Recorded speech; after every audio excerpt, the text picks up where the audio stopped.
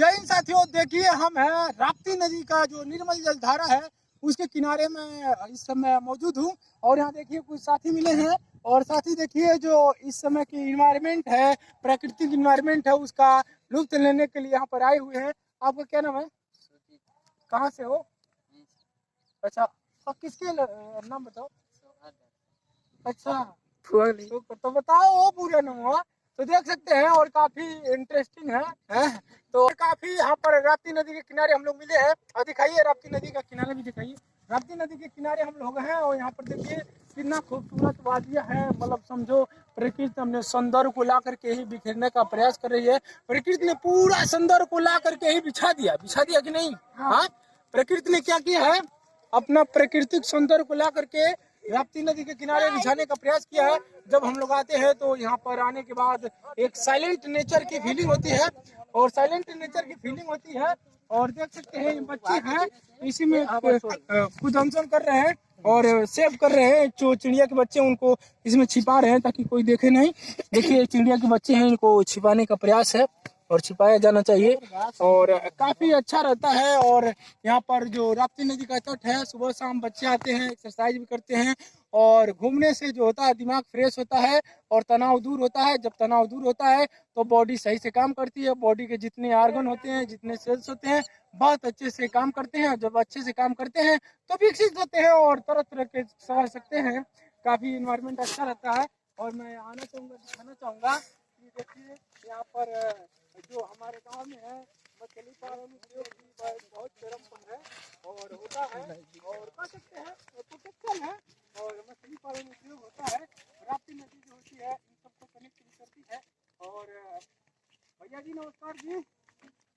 अरे भैया जी का हम उनको फोटो फोटो खींचने से क्यों दिक्कत, फोटो नहीं खींच रहे हैं। देखिए एक नौका होती है और ये लोग तो 7x24 आवर कहिए जब भी मर्जी लेता है तभी नदी में आ जाते हैं और नदी में प्राकृतिक जो खूबसूरती है, सुंदर है, खूब लुत्फ लेते हैं। सुंदर सीन है यहाँ की और मैं चाहूंगा कि साथी से इसको दिखाइए और यहाँ पर मोमेंट करिए। कैमरे को उस पार में भी देखेंगे लोग मछलियों का शिकार कर रहे हैं कि कुछ मछली का ही शिकार कर रहे हैं।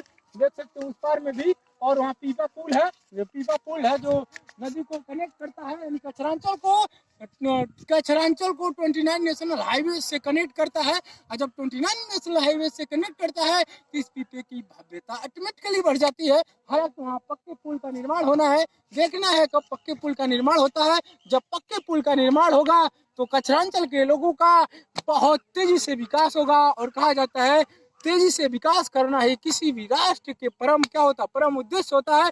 तो हमें उसे विकसित करना चाहिए। और देख सकते हैं यहाँ की प्राकृतिक वादियाँ, प्राकृतिक सुंदरता कितना भव्य है।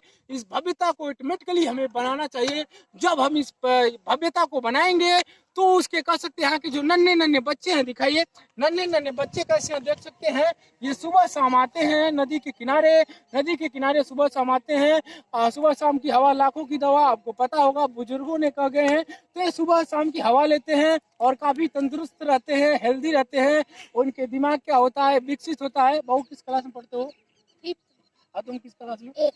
देखिए बच्चा 8th में पढ़ता है, 5th में पढ़ता है और सुबह शाम डेली आते हैं सब। मैं जब इस घर से गुजरता हूँ इन बच्चों को यहाँ देखता हूँ और कभी एक्सरसाइज करते। एक्सरसाइज हो गया तो देखिए दोनों बच्चे एक्सरसाइज कर ली हैं तो काफी अच्छा रहता है। और जो यहाँ पर प्रकृति की कर सकते हैं जो मतलब एडवांस है, एडवांस करने के लिए मौका देती है। क्योंकि यहाँ खुले आसमान के नीचे खुले मैदान में एक्सरसाइज करना एक प्रकृति की गोद में काफी काबिले तारीफ है।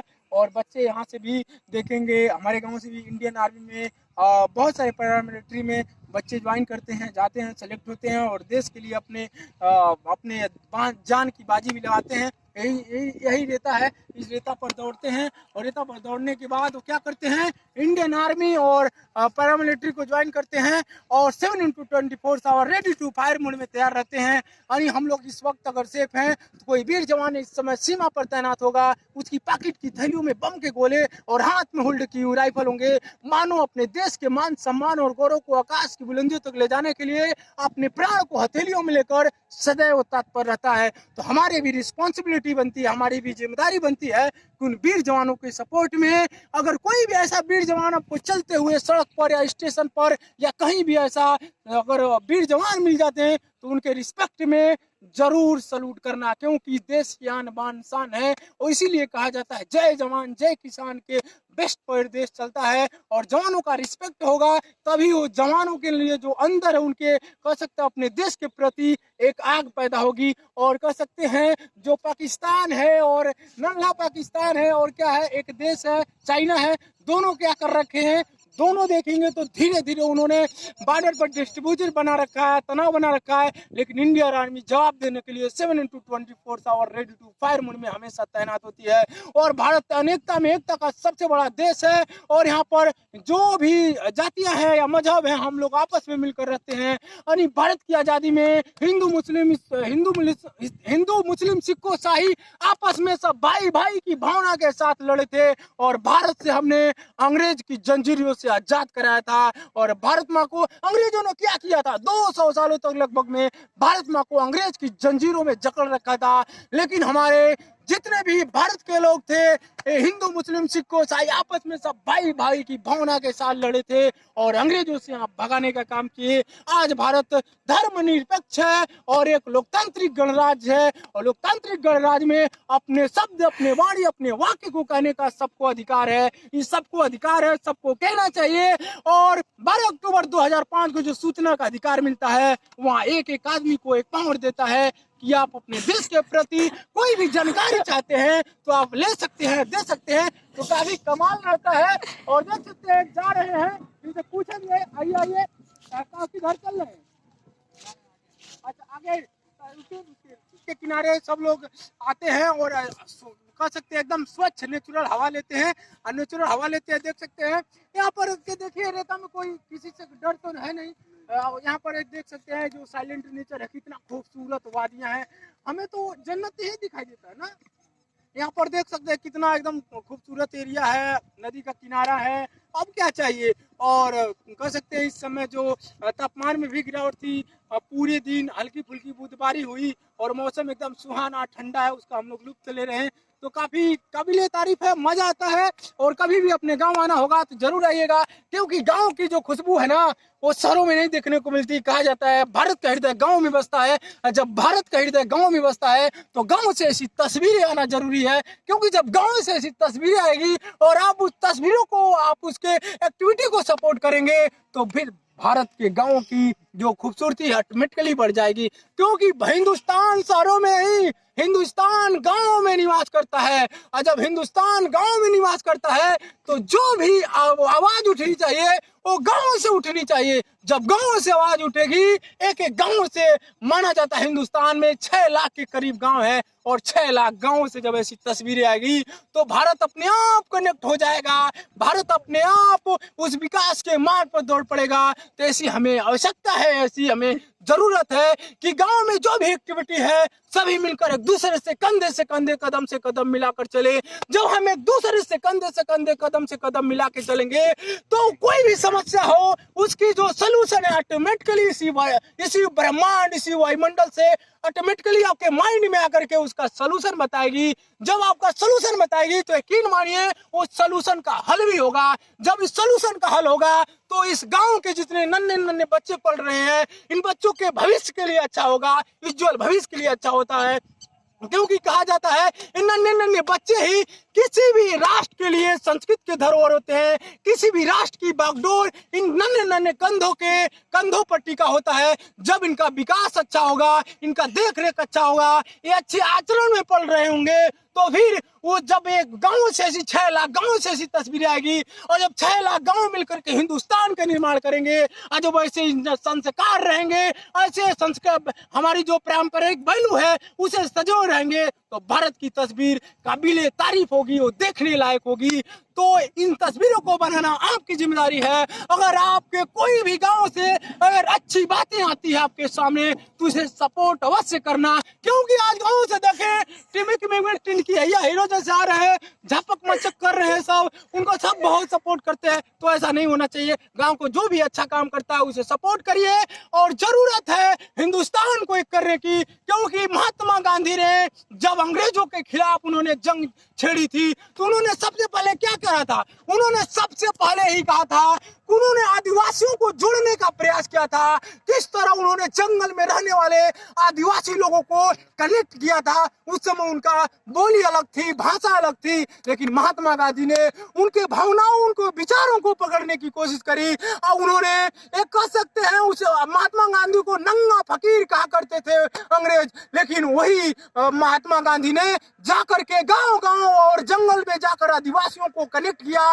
एक मंच बनाया और भारत को ये बताया कि एकता में कितनी ताकत है। जब आदिवासी लोग सबको एक किया महात्मा गांधी ने, वो कोई राइफल और कोई बंदूक लेके नहीं चलते थे, उन्होंने लाठी के बगैर चल करके और एक धोती पहन करके, एक धोती के बल पर रहते हुए किस तरह भारत के लोगों को एक किया, किस तरह आपस में लिंकअप किए। उस समय मोबाइल फोन नहीं था, टेक्नोलॉजी का ऐसा जमाना नहीं था।